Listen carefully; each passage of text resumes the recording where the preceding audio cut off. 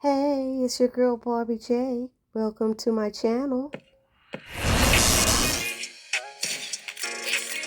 What's up, everybody? It's your girl Barbie J here with the recap and review of Tyler Perry's other comedy drama, Zatima, Season 3, Episode 17, Forgiveness. And we know who was forgiving who in this episode. So now, before we get started, if you're new here or if you are returning here and have not subscribed to this channel as of yet, please take a moment right now and hit that subscribe button, then hit the notification bell and select all. It'll let you know every time I upload any new content to this channel. Then I ask that you hit that like button, which is the thumbs up button, write a comment, and join our conversation, and then share because sharing is caring. Now, the synopsis for this episode reads, accusations fly as the dinner party with Malachi and Leslie ends in a disaster. Zack and Jeremiah turn over a new leaf. And Tony defends the barbershop against an unwanted visitor. So this episode begins like last episode ended with drunken Leslie acting like a daggone fool, continuing to rant about Fatima and still showing Zack that fake photo of Malachi and Fatima in bed. And Malachi tells her she needs to stop. And she said, I can never stop trying to live up to you, Fatima. You know, we went to therapy. All he could do is talk about you. And she just kept going on and on until finally Fatima slammed her hands on the table and said, enough. And everybody looked. Malachi said, I'm sorry, I think we're going to go. She said, yes, I think so too. And Zack is just looking back and forth, and he asked Malachi, you love her like that? And he said, yes. And she was like, see, what you going to do, Zack? What you going to do? You a street nigga? Zack was like, no, I ain't no street nigga. And she also said, he was all through your house looking at your pictures before y'all got here. You too, Zack. And the reason we was in your kitchen, because he wanted to know how it be like to be with Fatima in this house. I said, oh, Lord. So he was like, babe, we got to go. That's it. And she was like, but Fatima said, no, get out. Fatima was done with her. She tried to talk to her. She's like, no, move and get out or something like that. And she finally got up and said, fine. And she got to the door and Zack said, bye, Leslie. She said, bye, and closed the door. So once they were both gone, Zack had a face, and Fatima's like, I know you don't believe what she just said. He said, I am pissed. She said, babe, you don't believe that picture ain't mine? He said, hell no, I don't believe that. She said, then why you so upset? You know I wasn't with him. He said, oh, I know you, babe. I know you wouldn't have done that. She said, then what is it, Zack? Why you upset? And he said, bruh, you let those two weirdos know where the spare key be at. And I was saying the same thing. I said, why couldn't they, and y'all heard it in my last review, why couldn't she just let them wait in the car for her? Like the doctor had to wait, like Connie had to wait, like Preston had to wait. And you know them. But the two strangers, you gonna tell them where your damn spare key is? You ain't seen them in 100 years? Girl, bye with that dumbness. That was real dumb on her part. So she says she'll move the key, and I'm hoping she remembers to do that.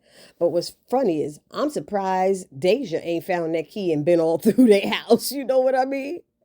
Anyway, Zack said, you didn't tell me about him. She said, babe, I'm not going to tell you about every man that broke my heart and walked out on me. He said, every man? She said, there was a few. He said, okay, but next time you invite somebody to his house, I need to know what the deal is with them. She said, okay, and that makes sense, especially if the person you inviting is an ex. And she said, I only called on him to help Angela. And he said, what's going on with Angela? She said, it don't matter now. She said, I can't call him back now. So Zack says he'll never break her heart and leave her at the altar. She said, you just did break my heart when you went after Jeremiah. You chose him over being this baby I'm carrying. So Zack is like, I get it. Well, I get it. So then Fatima told Zack he needs to go see his brother in the hospital. And he's like, I'm not doing that. She said he could still press charges on you and you end up back in jail. So you need to go and see him before your mother's funeral. He's like, when is that? She said, we need to make it soon because that man keeps raising the rate. He said, yo, that man is a scammer. She said, I know. So go to see your brother in the hospital tomorrow. I'm going to bed. And he's like, I'm going out. She said, well, clean up all of this mess before you go. And he's sitting there like, how I get to have to clean up this mess, this old nasty food? He started complaining and everything. So Zack goes to see Tony, and he's asking Tony why he got the door locked up like that, and he's letting him know that these young kids are running around robbing people and stuff in different businesses. And he's like, wow, it's like that. And he said, yeah. So he asked Zack, why is he here? And Zack tells him that Fatima wants him to go talk to Jeremiah. And Tony's not saying nothing but shaking his head up and down. And Zack said, I know, y'all already told me. He said, yeah, we just don't want him to press charges on you. So Zack is like, what am I going to say to him? He said, well, you could tell him he was wrong and you was wrong too. And then he showed Zack the video of how he looked beating up his brother. And Zack is like, I don't want to look at that. He says, you need to look at it because you blacked out, bro, and you went crazy. And then he added what I was thinking. You wasn't beating him just for Fatima. That was, you was beating him for everything he ever did wrong to you, or everybody who ever wronged you. And Zack was in denial about that. He kept trying to say that it was about Fatima. He shouldn't have never touched her. But then Tony gave him some good advice, and he said some great things to Zack to make him think about. And one of the main things that I liked is he said, we can't pick our family, but that's your brother, yo. And you almost killed him. But you can't allow people to have a say in your relationship and allow you to lose yourself and lose your character. And Zack is like, I know, I know. You know, but he's right. That was really great advice. And Zack is like, you sounded like Fatima now. He said, because she's right. And he said, you got these two sides of your brains. The one, the good guy who does this, and then the bad guy who wants to kill. He said, it's up to you which one you want to listen to. I said, okay, that's cool. I was like, go ahead, Tony. Coming up with the good advice while he high. He acting like Danny in Sisters. She could talk a lot of good advice when she done been vaping and smoking. You know what I mean? So Zack thanks Tony for his advice and said he'll think about it. And he leaves. But what surprised me is when he left, he went straight to the hospital to see Jeremiah. And Jeremiah saw him and started, yeah, well, he called for the doctor. He's like, come on, I ain't come here to hit you or anything like that. And then Jeremiah was like, you got to hear me out. I'm sorry. I mean to do that, all this stuff. I got a problem. He said, you think that's an excuse? You think that makes it right? You cannot touch Fatima. And he's like, man, I know. He said, and Zack kept telling him, I did not come here to fight. So honestly, y'all, I got to tell y'all, this scene was emotional for me. I was up there crying with them. I ain't going to lie. That's why I can't even tell everything that they said or everything that was done. All I can say is they both apologized to each other. They both said they were sorry. Zack was about to leave.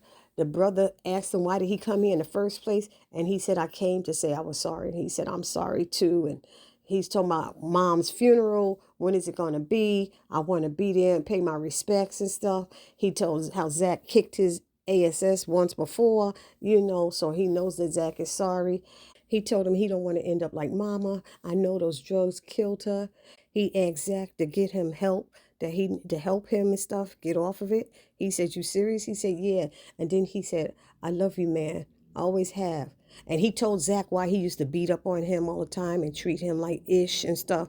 Oh my goodness. It was just so much, y'all.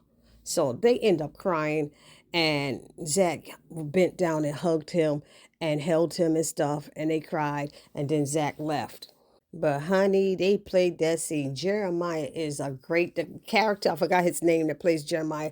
That man is awesome. He is playing that part. He was yelling, I'm a junkie. I'm a junkie. I was just like, oh my God. And Zack had the tears in his eyes and Jeremiah had tears. I was like, that scene was all that. They had me in here with tears in my eyes. And this right here is the meaning of that title, forgiveness. So Zack gets home and Fatima sleep in bed, and he sits on the bed and he wakes her up and tells her that he just went to see Jeremiah. And she's like, really? How'd it go? And he told them how they both said they were sorry and how they both started crying. And she thought that was great. And then they did a little bit more talking about their life and their relationship. And they talked about some things that Zack does that can use some improving. And Zack said, well, since we're all up and awake, he talked about some things that she does that can use some improving. And she was like, me? Like what?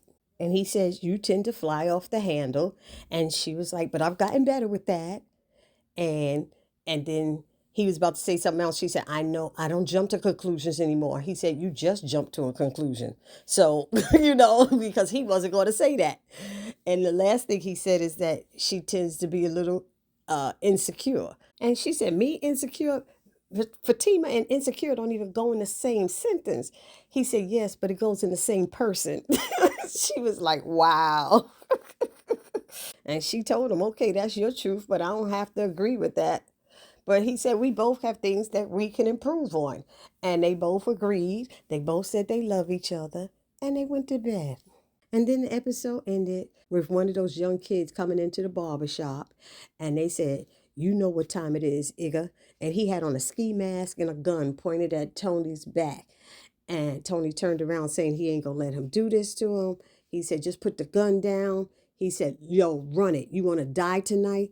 And Tony kept saying, I ain't going to let you do this. But it looked like Tony might have had something in his hand because his hand was down to the side. And he said, I ain't going to let you do this. And then you heard 4 gunshots. Pop, pop, pop. And that's the way it ended. So I don't know. They're saying that Tony defends the barber shop, but did he defend it or did he try to defend it? And is he in the hospital? What's the deal? Hopefully we'll see in the next episode. So write down in the comment section what you thought about this episode. I thought it was pretty darn good. And I will see you all in the next video. Please do not forget to subscribe, like, comment, and share. It's your girl Barbie J saying peace.